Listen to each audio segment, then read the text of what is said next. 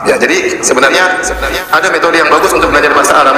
Yang penting bisa baca kitab gundul. Kalau orang serius, saya rasa kalau orang serius, kalau 3 bulan dia bisa baca kitab gundul. Contohnya lagi, al-wusta, al-wusta. Perhatikan, ini juga terakhirnya alif. Sebenarnya begini, cuma ditulis bengkok ya. Alif, al-wusta, sama artinya yang tengah. Contohnya lagi, Musa, sama. Ya Musa, Isa, semuanya tersebut. Kalau ditanya Musa apa tanda marfu'nya, tandanya dhammah muqaddarah. Ditanya Musa apa tandanya mansubnya, fathah muqaddarah. Tidak kelihatan. Tanya Musa, marartu bi Musa, harusnya bi Musai tapi nggak bisa.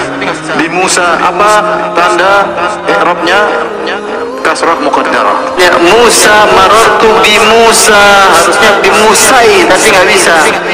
Bi Musa apa tanda i'rabnya, kasrah muqaddarah. Pak Dr. Firanda, kesalahan Anda ini tidak bisa membedakan mana yang disebut isim maksur dan mana yang disebut isim ghairu munsorib yang mempunyai ilat 1 alif taknis maksur. Itu bukan isim maksur, tapi itu adalah isim ghairu munsorib yang mempunyai ilat 1. Apa ilatnya? Itu adalah alif taknis maksurah. Jadi Pak Firanda harus buka lagi isim ghairu munsorib. Isim ghairu munsorib ada 2, ada ilat 1, ada ilat 2. Yang ilat 1 itu ada 2, yaitu alif taknis, baik taknis maksurah atau mamdudah, dan sigat muntahal jumu. Bismillahirrahmanirrahim. Assalamualaikum warahmatullahi wabarakatuh. Alhamdulillahi rabbil alamin, wassalatu wassalamu ala sayyidina Muhammadin asrafil mursalin wa ala alihi wa sahbihi ajmain, amma ba'du.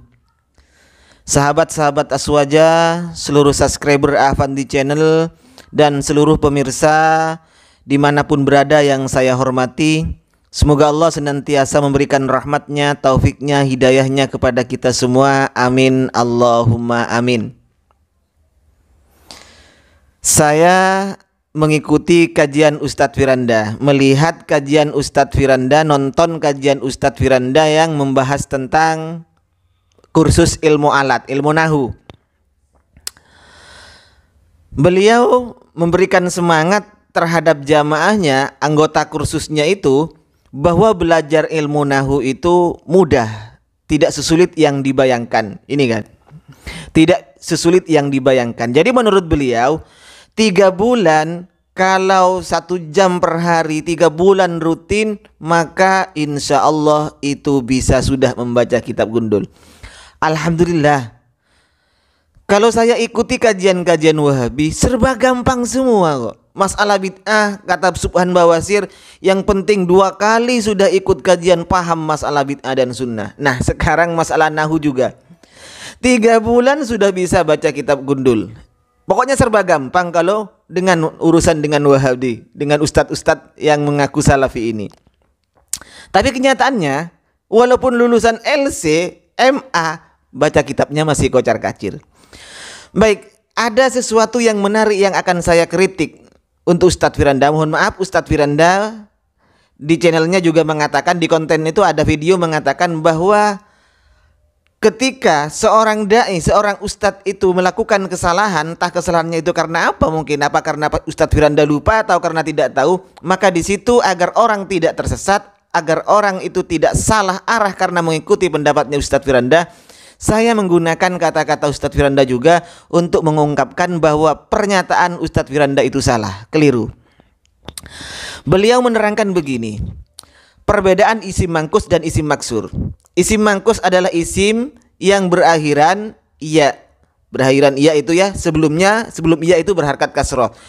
Kalau sebelum alif yang bengkok itu berharkat fathah, maka itu namanya isim maksur. Ada perbedaan di situ, betul perbedaannya. Kalau isim mangkus, maka mansubnya itu harus fathah zahirah, jelas. Tetapi kalau marfu dan majrurnya, rofa dan jarnya, ini maka harus dikira-kira. Jadi contohnya al-hadi, al-hadiya, al-hadi. Betul kalau itu.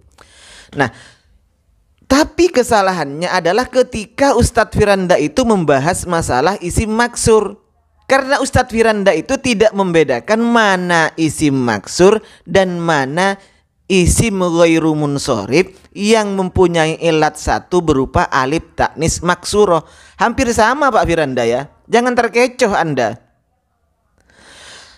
Isim maksur dengan alif atau isim yang berakhiran alif taknis maksuroh itu berbeda Pak Firanda.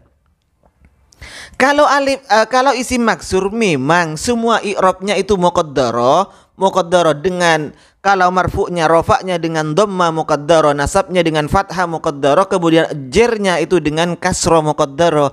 Itu kalau isim maksur. Tetapi kalau isim termasuk isim ghairu munsharif yang berakhiran alif taknis maksuro, bukan seperti itu Pak Firanda.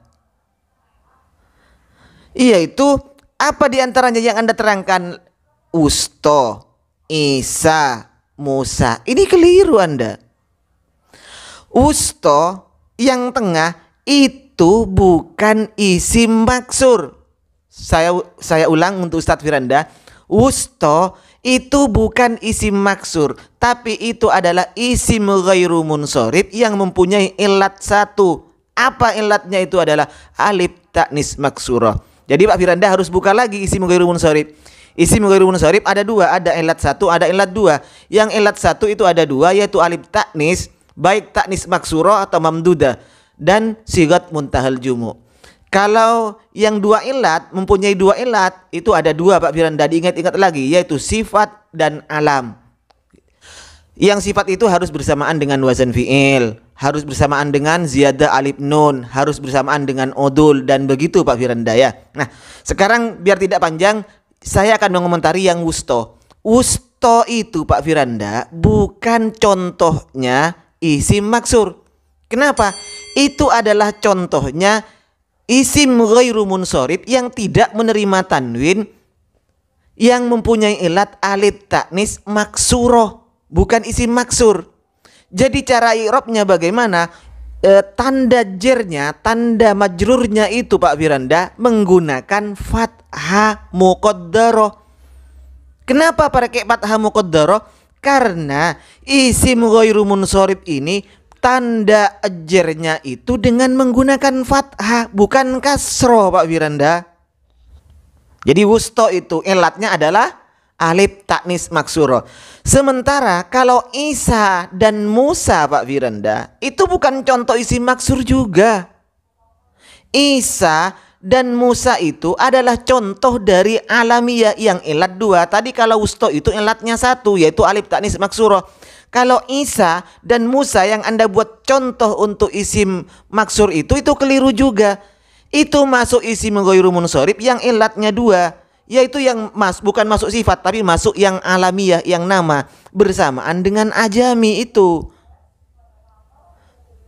Jadi bukan dhamma muqaddarah, fathah muqaddarah, kasrah muqaddarah, bukan itu.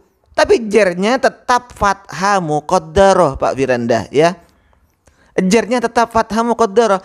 Jadi kalau isim ghairu munsharif tetap jernya itu menggunakan fathah. Kenapa Pak Firanda? Tanda jer itu, tanda khofat itu bukan hanya kasroh, tetapi tanda khofat itu yang pertama i'rab aslinya adalah kasroh, yang kedua i'rab niabahnya itu adalah iya.